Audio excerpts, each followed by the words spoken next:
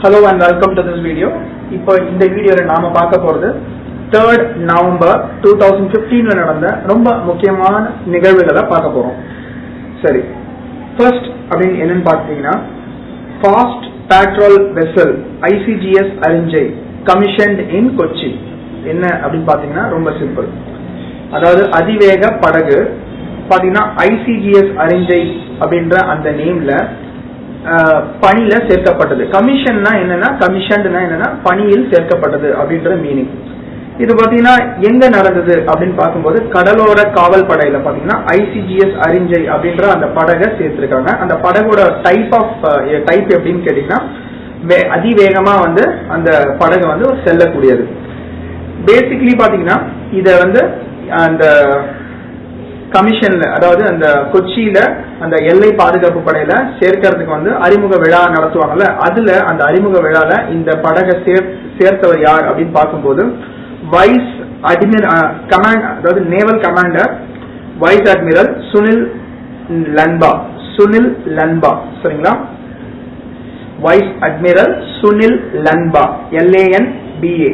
இவர் தான் என்ன பண்ணிருக்காரு, எல்லை பாதுகாப்பு கடலோர படையில இந்த கப்பலை சேர்த்திருக்காரு. சரிங்களா, இந்த கப்பல் எதுக்காக உபயோகப்படுறது அப்படின்னு பார்க்கும்போது ஸ்மக்லிங் ஆக்டிவிட்டிஸ மானிட்டர் பண்றதுக்கும், அதே மாதிரி கடல்கள்ல பாத்தீங்கன்னா பைரசி நடக்கும், அதாவது திருட்டு நடக்கும், கடல் கொள்ளை நடக்கும். சரியா, அந்த பைரசின்னு சொல்லுவாங்க அதை.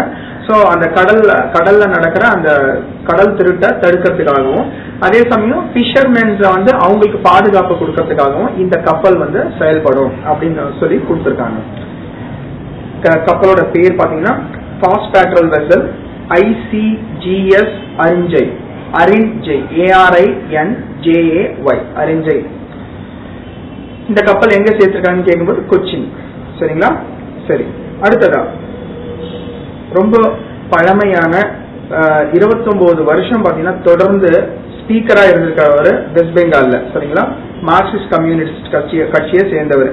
சிம்பிளா சொல்றதுன்னா CPIM சேர்ந்தவர். 29 வருஷம் கண்டினியூஸா இருந்திருக்காரு ஸ்பீக்கரா. இது நிச்சயமா ஒரு ரெக்கார்டு தாராளமா நம்ம சொல்லலாம். சோ அப்படிப்பட்ட ஒரு மனிதர் ரீசெண்டா பாத்தீங்கன்னா பாஸ்ட் அவே. அதாவது பாஸ்ட் அவேனா இறந்துட்டாரு. அவரோட பேர் என்ன அப்படின்னு பார்க்கும்போது ஹஷீம் அப்துல் ஹலீம்.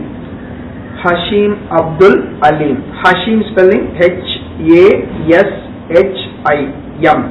ஹஷீம் அப்துல் ஹலீம். சரிங்களா, அடுத்ததா பாத்தீங்கன்னா கிரிக்கெட்ல ரீசெண்டா பாத்தீங்கன்னா சீஃப் ஆபரேட்டிங் ஆபீசரா, அதாவது COO அப்படின்னு சொல்லுவாங்க, சீஃப் ஆபரேட்டிங் ஆபீசரா இந்தியன் பிரீமியர் லீக் இருந்த சுந்தர் ராமன் ரிசைன் பண்ணிருக்காரு. சீஃப் ஆபரேட்டிங் ஆபீசரா இந்தியன் பிரீமியர் லீக், அதாவது IPLக்கு இருந்த மிஸ்டர் சுந்தர் ராமன் அவரோட பதவியில இருந்து ரிசைன் பண்ணிருக்காரு. இங்க முக்கியமா நாம இன்னொரு விஷயத்தை தெரிஞ்சுக்கணும். இந்த கிரிக்கெட்ல பாத்தீங்கன்னா சூதாட்டம் நடந்தது. அந்த சூதாட்டம் மேட்ச் பிக்சிங் அப்படின்னு சொல்லி நடந்தது. அந்த சூதாட்டத்தை கண்காணிக்கிறதுக்காக ஒரு கமிட்டியை அமைச்சாங்க. சரிங்களா, அதுல உண்மையா தப்பு நடந்திருக்குதானா அப்படின்றது கண்காணிக்கிறதுக்கு, அதை பத்தி ஆராய்ச்சி பண்றதுக்கு ஒரு கமிட்டி அமைச்சாங்க. அந்த கமிட்டியோட பேர் என்ன அப்படின்னு கேள்வி கேட்டாலும் உங்களுக்கு தெரியணும். அந்த கமிட்டியோட நேம் என்னன்னா Mudgal committee, MUDGAL, Mudgal committee. சரிங்களா, அடுத்ததா பாத்தீங்கன்னா நம்மளோட அதாவது மெகாலயால இருக்க ஷிலாங்ல ஒரு இன்டர்நேஷனல் லெவல்ல டெரா மேட்டர் நடக்குது. டெரா மேட்டர்னா என்ன அப்படின்னு நாம யோசிப்போம். டெரா மேட்டர்னா ஒண்ணும் இல்ல, அதாவது ஒரு சின்ன லெவல்ல உணவுகளை தயாரிச்சு விக்கிறவங்க.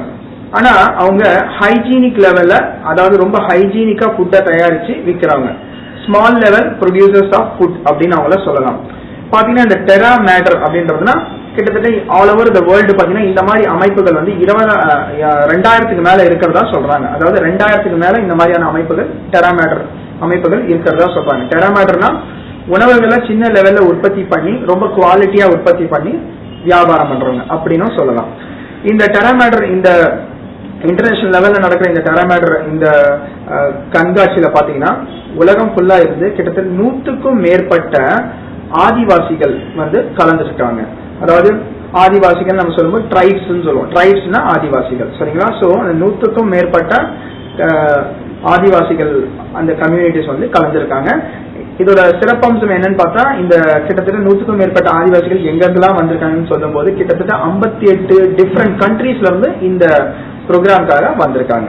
ஸோ அப்போ டெராமேட்டர் எங்க நடக்குது, 2015 டெராமேட்டர் எங்க நடக்குது இன்டர்நேஷனல் லெவல்ல அப்படின்னு கேள்வி கேட்டா உங்களுக்கு தெரியணும், ஷில்லாங்ல மெகாலயா ஸ்டேட்ல ஷில்லாங்ல நடக்குது அப்படின்றது உங்களுக்கு தெரியணும்.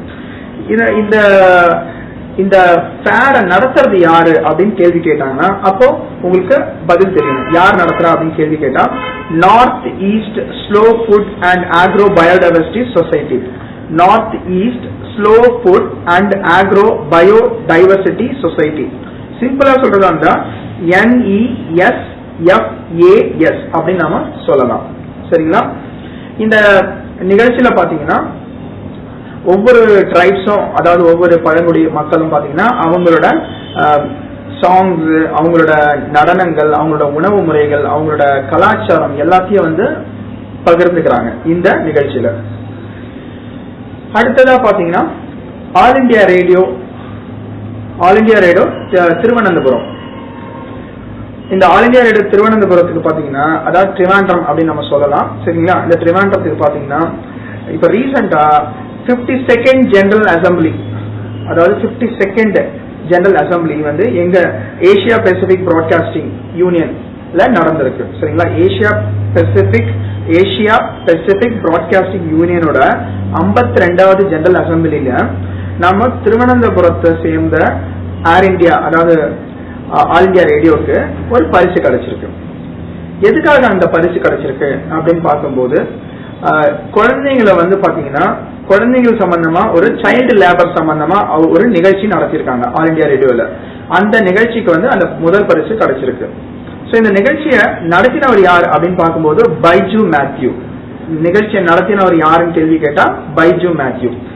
எந்த ஏர் அப்படின்னு கேட்டாங்கன்னா, அதாவது ஆல் இண்டியா ரேடியோ அப்படின்னு கேட்டாங்கன்னா திருவனந்தபுரம், அதாவது ட்ரிவாண்ட்ரம் அப்படின்னு நாம சொல்லலாம்.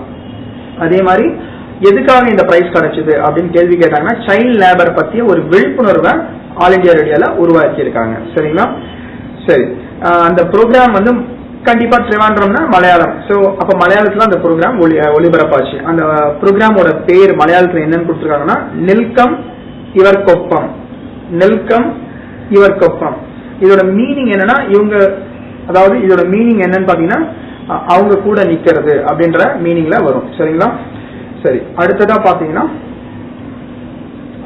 ஆக்டர், அதே சமயம் ஆஸ்கர் வின்னர், பிரிட்டனை சேர்ந்தவர்.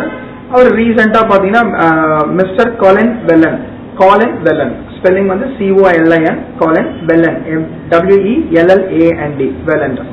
அவர் வந்து ரீசெண்டா இறந்துட்டாரு. சரிங்களா? இதுதான் ரொம்ப முக்கியமான விஷயங்கள்லாம் வந்து நவம்பர் 3 நடந்த முக்கியமான விஷயங்கள். நான் உங்களை அடுத்த வீடியோல, அதாவது நவம்பர் 4th ஜெனரல் அவேர்னஸ் வீடியோல உங்களை மீட் பண்றேன். அது இல்லாம பாத்தீங்கன்னா உங்களுக்காக ஆப்டிடியூட் சம்பந்தமான விஷயங்கள், அதே மாதிரி எக்ஸாம் பாயிண்ட் ஆஃப் வியூல உங்களுக்கு தேவைப்படுற பல விஷயங்களை வீடியோஸா எடுத்து யூடியூப் அண்ட் ஃபேஸ்புக்ல அப்லோட் பண்ணிட்டு இருக்கேன். பாருங்க, பயன்பெறுங்க. உங்களை நான் அடுத்த வீடியோல பாக்குறேன். Till then, it's bye from Balaji on behalf of Shakti Academy. See you. Bye bye.